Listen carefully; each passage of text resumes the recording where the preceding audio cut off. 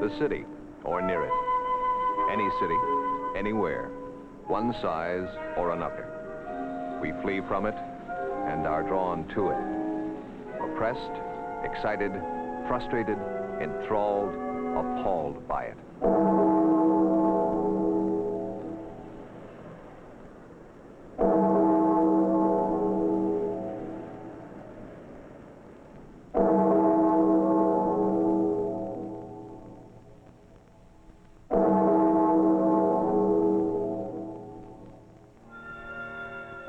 The city, or near it. This incredible collection of things, people, pathways, habits, history, problems, and possibilities.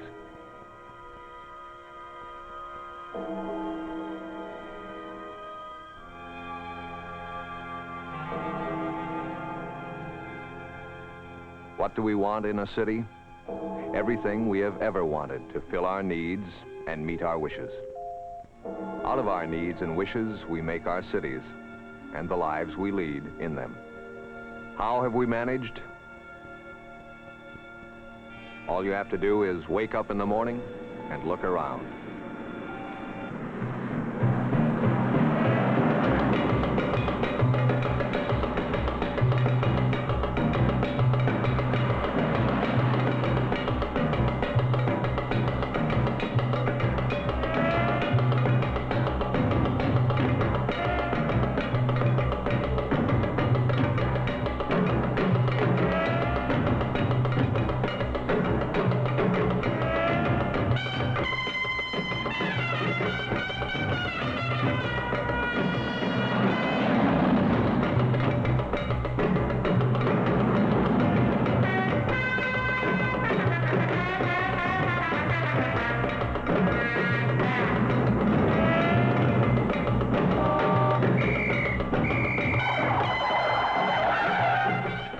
Somehow it happened.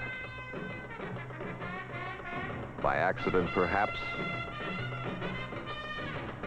By compromise, surely. By things done and undone. Disorder and disproportion. Deterioration. Monotony. Ugliness amid affluence. Who did it? Who does it still? All these did it, or failed to stop it.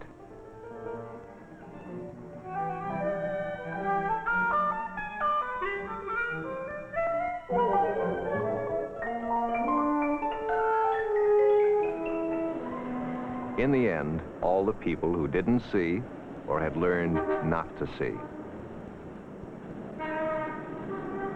We all share the consequences. But there are opportunities to share as well. What can we do? Any number of things. The planting of a tree, the design and construction of a building that graces its surroundings.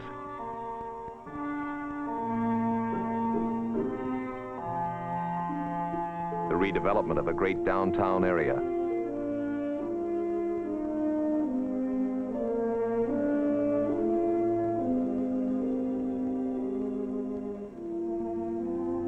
The center of the city, revived and embellished. Whatever the act, whatever its scope, the common element is design, and always an urgent will to make things better than they are now. Where do you start? Just look around. It could be here as you approach the city. From what you see along the way, what kind of city would you expect to find when you arrive? Urban sprawl, the careless misuse of land, unregulated and unrestrained, the big loud cell on the march, clutter.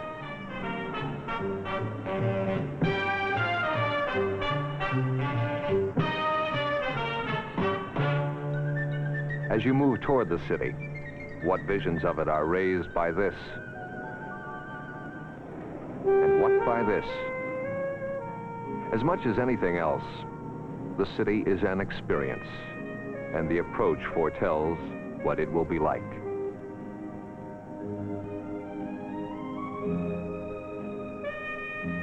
The landscape suddenly opens up, allows the city to be discovered. The capital of the nation at the far end of a road that respects the beauty of nature.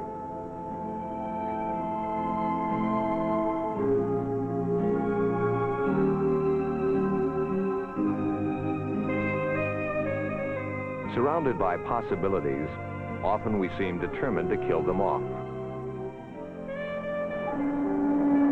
The waterfront, potentially a prod to land-bound imaginations, a place for people to enjoy. Yet here in Detroit and in other cities, the river becomes a magnet for industrial debris.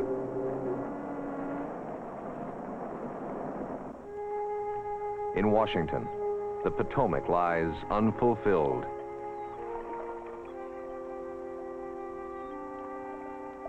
Half-hidden, vulnerable to the leavings of litter bugs, unpledged to lively human use. And yet, the alternatives are there, loud and clear.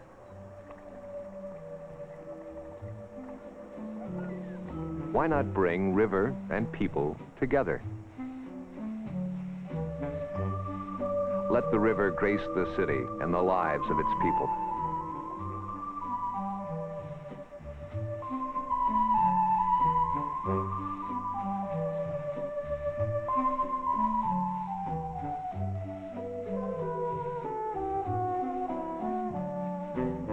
San Antonio, Texas did this with the stream that winds through its very center.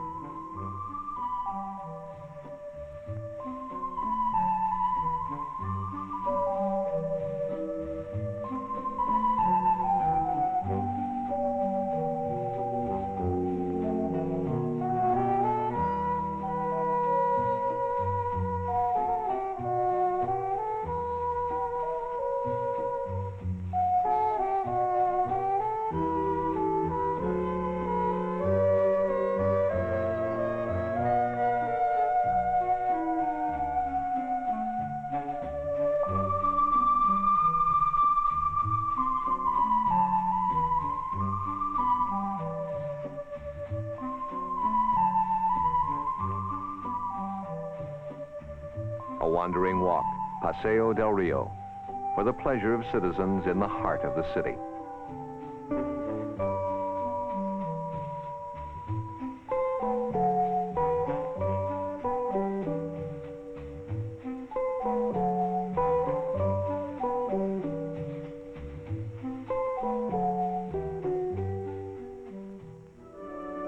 But what happens when downtown runs down? It's hard to believe that this part of Hartford, Connecticut did.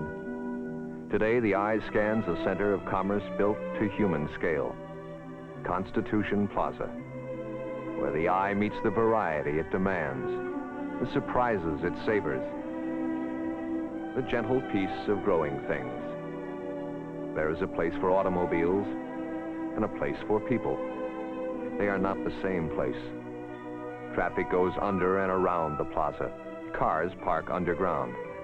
People go about their business safely in an area designed for people.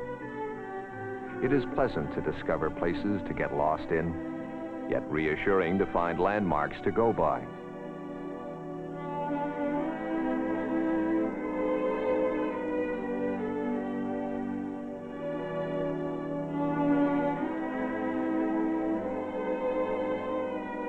What you see around you is important, whether the view is from the office, from the home, anywhere.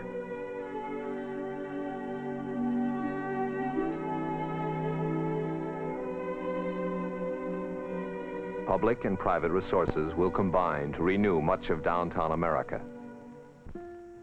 But you can't tear down and replace everything. Sometimes a short look backward is the way to a special kind of progress. Jackson Square in San Francisco chose to restore and preserve its Victorian past. Out of rundown, older buildings, it has made a prosperous and attractive home for downtown business.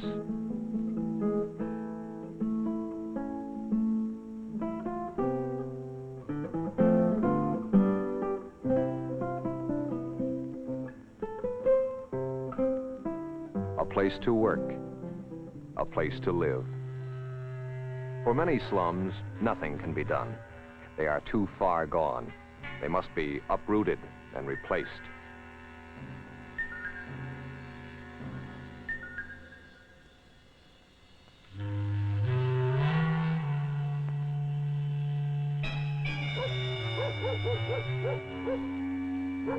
But housing for low-income families need not be low-grade housing. Evidence, St. Francis Square in San Francisco, a housing development sponsored in this case by a union. Designed with concern, with attention.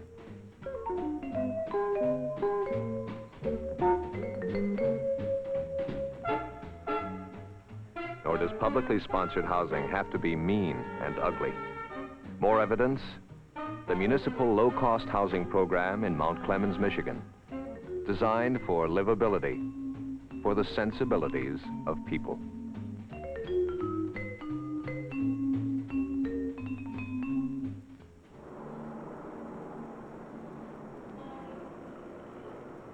But what about rundown urban areas that are not well used, that could be used to attract people with higher incomes, to expand the tax base and breathe new life into the city? One answer, Detroit style. At Lafayette Park, near the heart of the city, the residents drive their cars into an underground parking area. They are home, in the city, but with the gift of space, order, and good design. Not too long ago, in the southwest section of Washington, D.C., the capital looked down with shame on its surroundings. Today, another and quite different story.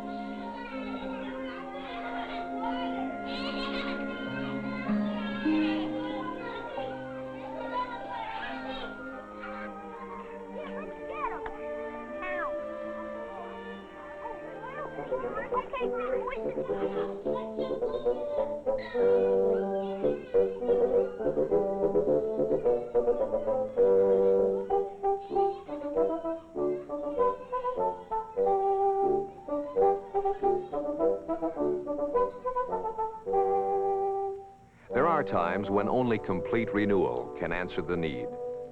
But there are structures and areas that deserve further life and remind us of what our community has been and can be again.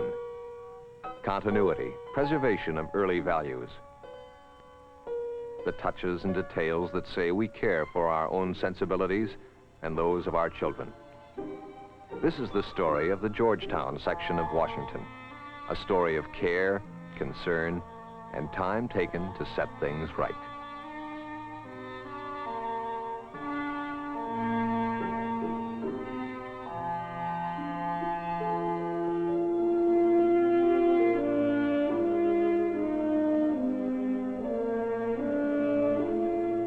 Yet nostalgia is not enough.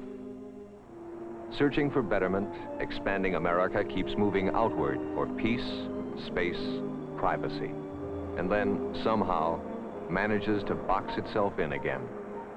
Deadening in its regularity, saddening in its misuse of natural features, too often the suburban tract seems to have come out of a mimeograph machine. Yet there are ways to break up suburban uniformity, even in the medium cost ranges. Just north of San Francisco, in Marin County, these houses planned for economy, retain a sense of privacy and individuality.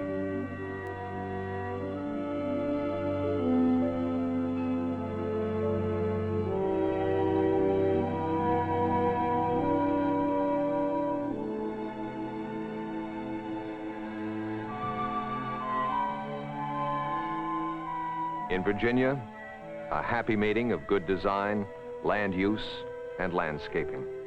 A matter of money? By no means exclusively.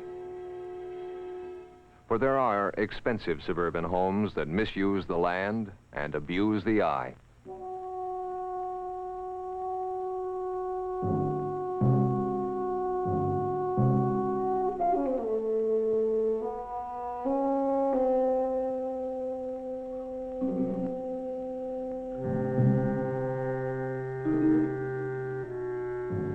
Just as there are others that respect the landscape and delight the senses.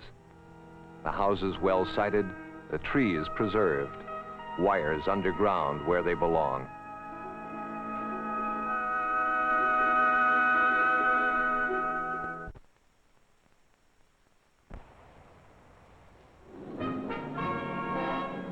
Life in the suburbs increasingly is life behind the wheel.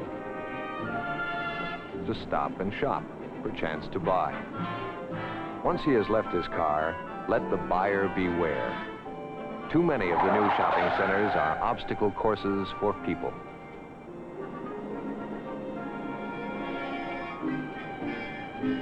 Concrete and cars. No place for a tree. Very little for human beings. It needn't be that grim. Detroit's Northland Shopping Center can also accommodate the car. 10,000 of them at once. Cars are separated from people and stores.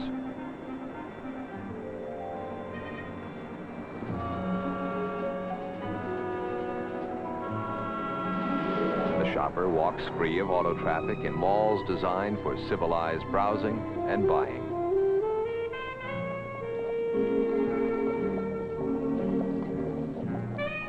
Even for the accidental meeting of friends. Beyond trade and merchandise, a concern for the small things that are big.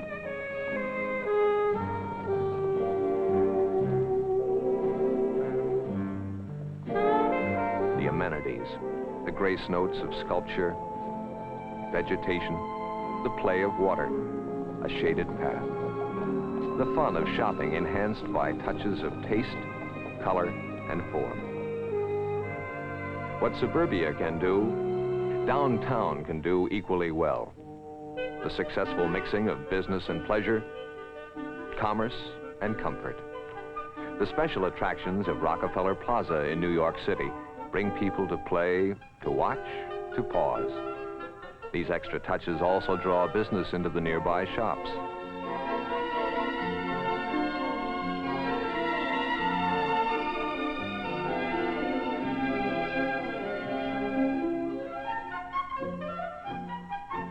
For big cities only?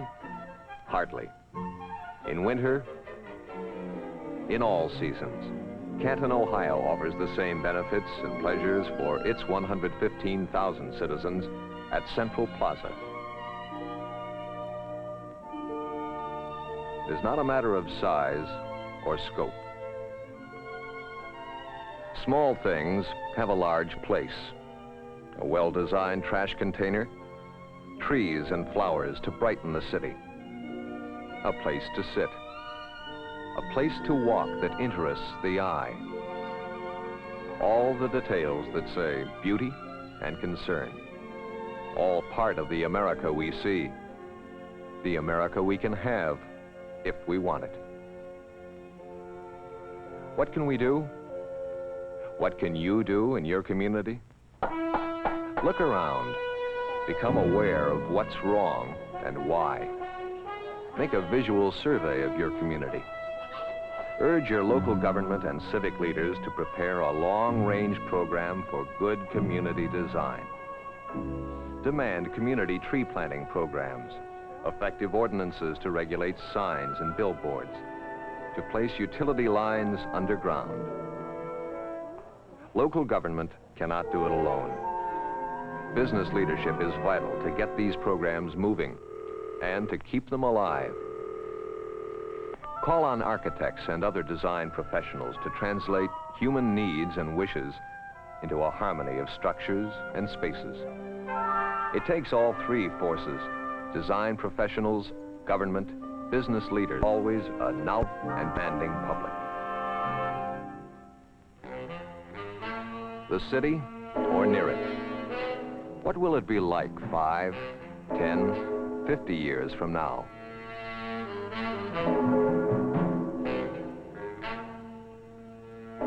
Some things we know. Population mounts. And we build to meet it at a frightening pace.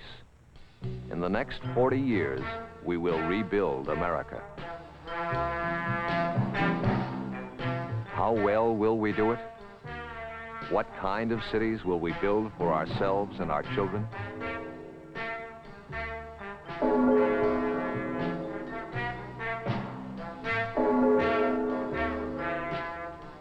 Will we have disorder or design? Ugliness or beauty?